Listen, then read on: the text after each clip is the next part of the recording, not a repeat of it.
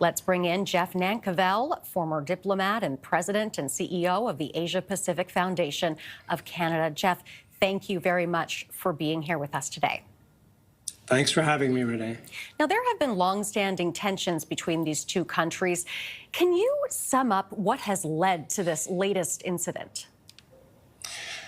So, the root cause is that this is a disputed territory. At the time of India's partition in 1947, at the end of British colonial rule, this territory, which has several parts to it, but let's call it Kashmir, it's a Muslim majority population. The ruler at the time elected to join India. The fighting ensued. The largest portion of the territory and population ended up in India's hands, and the ceasefire line that was established then was revised a bit in 1972. It's known as the actual line of control. So you have a part that is administered by India, a part that's administered by Pakistan, but there's a dispute about who owns it. And India would be okay with the current line of control being solidified as an international border. Pakistan is not. And there are forces within Kashmir that are certainly, some of them are tied to Pakistan, that have been agitating for years. There's been a lot of violence internally. It had settled down in the last few years, and tourism on the Indian side, it's a fantastic, one of the most beautiful regions in the world, had been picking up.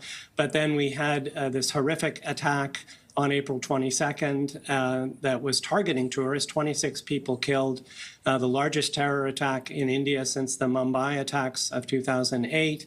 And now we've seen 2 weeks later, India has retaliated with military strikes, including strikes deeper into Pakistan territory than we have seen for over half a century. What could this latest strike mean for further escalation? Well, there are reports that Pakistan is already returning fire in the form of some artillery strikes, and the leaders of the Pakistan military, the Pakistan government, have indicated their determination that there will be further military retaliation. On the Indian side, the Indian government, in announcing the set of strikes that happened yesterday, made it clear that they were targeting, they said they were targeting terrorist bases, training bases, and they intended this not to be an escalation, but to put an end to the matter. But that clearly is not going to happen. There will be further answer from Pakistan, and of course then risk of further escalation. This is the most militarized, heavily armed, tense region in the entire world today. How concerning is this given the nuclear capabilities of both countries? Well, indeed it's very concerning.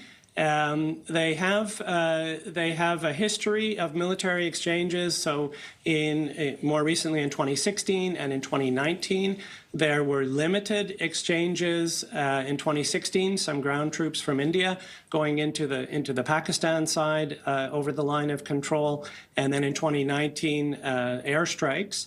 And in each case, things were able to be limited to that extent.